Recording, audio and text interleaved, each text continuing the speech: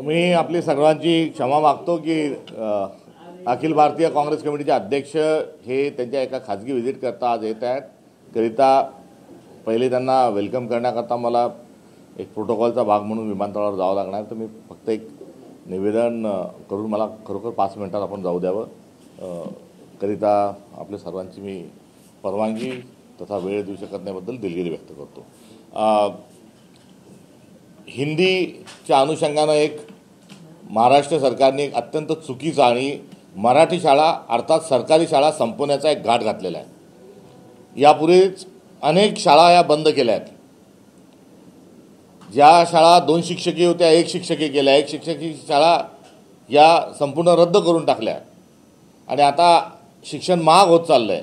कधी CBSEचं बोलतात, अजून काही बोलतात, मात्र एक कारस्थान आहे आणि या सर्वातून मायबोली मराठीतील जे शिक्षण आहे, ज्या शाळा आहेत त्या बंद करण्याचा हा घाट घातलेला आहे।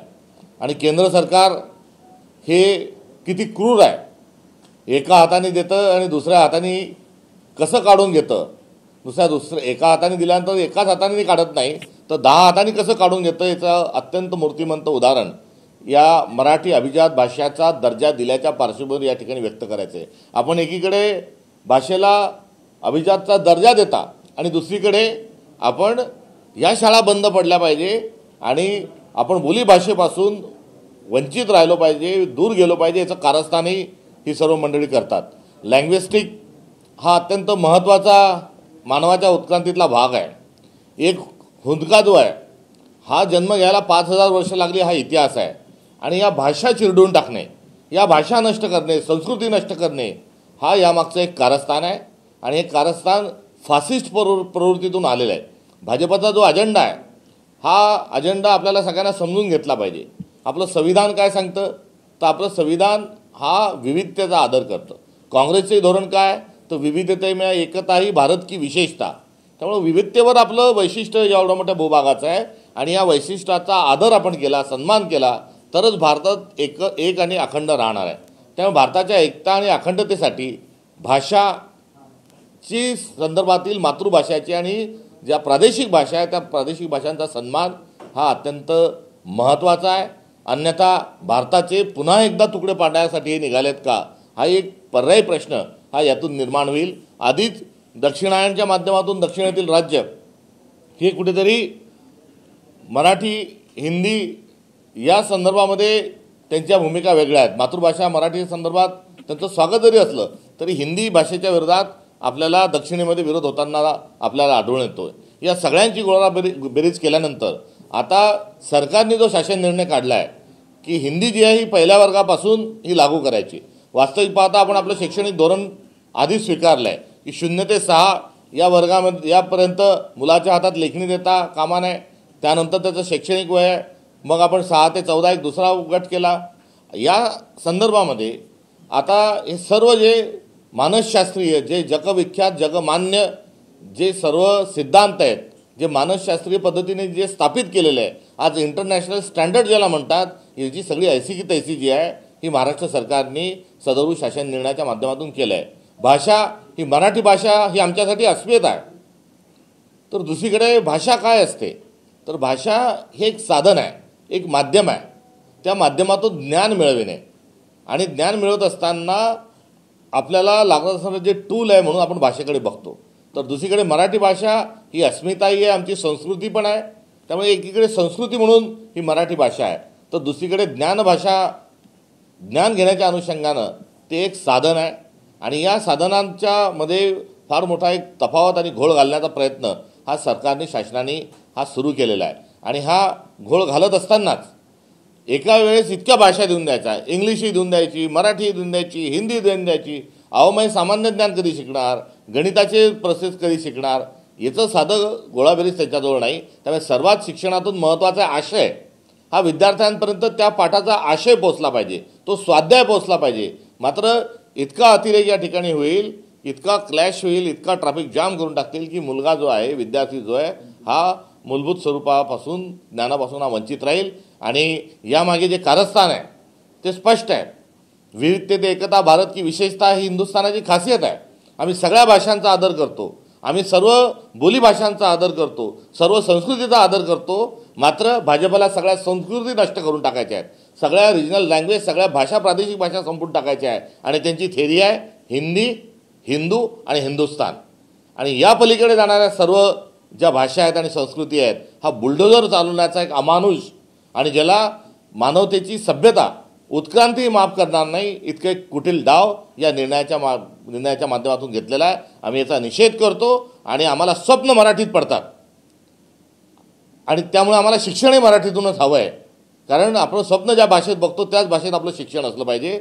हे भलतंच काही आपल्याला जे वाढत आहेत, ज्याची आवश्यकता नाही, ज्याची मागणी नाही, याचा आम्ही निषेध करतो आणि सरकारने हा निर्णय त्वरित मागे घ्यावा ही अपेक्षा व्यक्त करतो.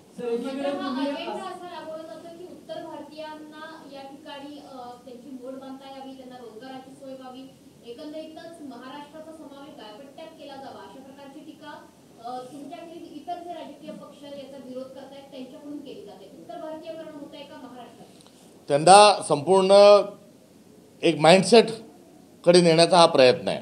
आपण सायकोलॉजिकली मानसशास्त्रीय दृष्टिकोनातून बघितलं तर हा क्राईम आहे की एका अशा फ्रिक्वेन्सीत घेऊन जायची मनोभूमिका सगळ्यांच्या आपल्या संस्कृतीपासून, भाषेपासून तोडून की जी त्यांच्यासाठी फर्टाईल लँड होईल, जी या फासिस्ट लोकांना, भाजपला त्या ठिकाणी मतांचं राजकारण सोयीचं करता येईल अशा भावविश्वात हे ढकलत आहे. आणि त्या भावविश्वात ढकलण्याची किंमत आमची मराठी भाषा, आमची संस्कृती आहे, कधीच आम्ही त्याचा धिक्कार करतो. हिंदीचं सक्तीकरण केलं जाते तर दुसरीकडे शालेय शिक्षण मंत्र्यांनी आता शालेय शिक्षकांना सुद्धा ड्रेस कोड हा लागू होणार आहे असं म्हटलेलं आहे. आता त्यांनी त्यांच्या निर्णयावर ठाम राहावं.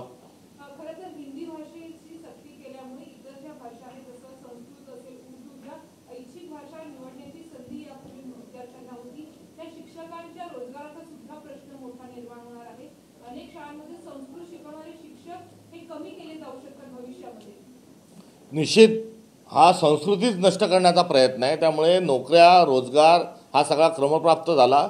मातृभाषेत काही सिंधी भाषांच्या असतील, काही तमिळ भाषेच्या असतील, काही कन्नड भाषेतल्या असतील, अशा सगळ्या भाषा ज्या आहेत ह्या ऐच्छिक ठेवण्यात आल्या होत्या. मात्र यातून एक संपूर्ण बुलडोज करण्याचा हा घाट या ठिकाणी घातला आहे. ती त्या पाणी भरण्याच्या अनुषंगानं मुलगी गेली आणि बुडून तिचा मृत्यू झाला. काही प्रकरणं जे आहेत विहिरीत पडून जखमी झाले असे पण प्रकरणं समोर आलेले आहेत. सरकारचं कुठल्याही प्रकारचं नियोजन नाही. हर घर नल, हर घर जल 2024 कुठे गेलं? घरही नाही, नळही नाही, पाणी नाही, उलट लोक बळी चालले. हा मोदी सरकारचा नाकर्तेपणा आहे.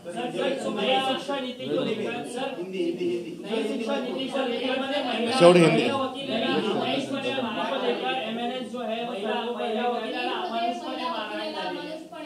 बीडमध्ये एवढ्या मोठी किंमत ही महाराष्ट्राने चुकवलेली आहे. अत्यंत विचित्र, विकृत, अशोभनीय, अमानुष सर्व शब्द जे आहेत हे संपून जातील इतके कांड हे यापूर्वी झालेले आहेत. तर दुसऱ्या बाजूला आका, खोक्या यासारख्या टोळ्या आणि गँग अशी नावं ही महाराष्ट्राला दुर्दैवाने मिळालेली आहे.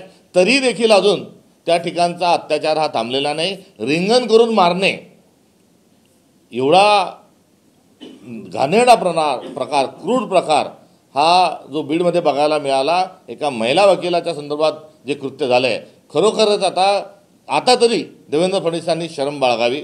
आम्ही त्यांचा यापूर्वी सातत्याने राजीनामा मागितला आहे. राजीनामा देत नाही तेव्हा आम्ही म्हटलं की पूर्णवेळ गृहमंत्री करा. अहो फडणवीस साहेब काय चाललंय नेमके? घाशीराम कोतवाल चालवत आहे का महाराष्ट्राचा कारभार? हा प्रश्न पुन्हा एकदा नव्यानं आपल्या सगळ्यांच्या समोर आला. ये हिंदी भाषा सख्ती की जो की है बहुत ही ये गलत सरकार ने उठाया हुआ कदम है.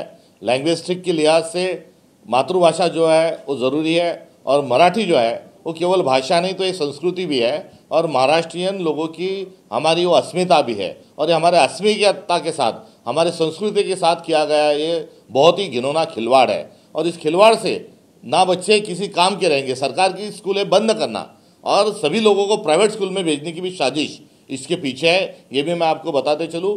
हिंदी भाषा को सख्त करने से क्या होगा तो बहुत सारे मुद्दे और बहुत सारा आ जाएगा, बच्चा पढ़ नहीं पाएगा.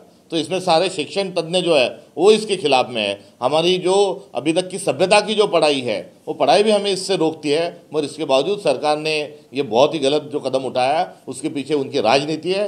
वो भारत की विविधता में एकता ही भारत की विशेषता, इस पहचान को मिटाना चाहते हैं। सारे कल्चर जो है उनके हिसाब से जो कल्चर उनके साथ नहीं है या उनको वो हजम नहीं होते, ऐसे सारी संस्कृतियों को मिटाना चाहते हैं, सारी भाषाओं को मिटाना चाहते हैं और हिंदी, हिंदुस्तान और हिंदू ये लाइन को वो स्थापित करना चाहते हैं। मगर ये लाइन को स्थापित करेंगे तो भारत की एकता और अखंडता बच नहीं सकती।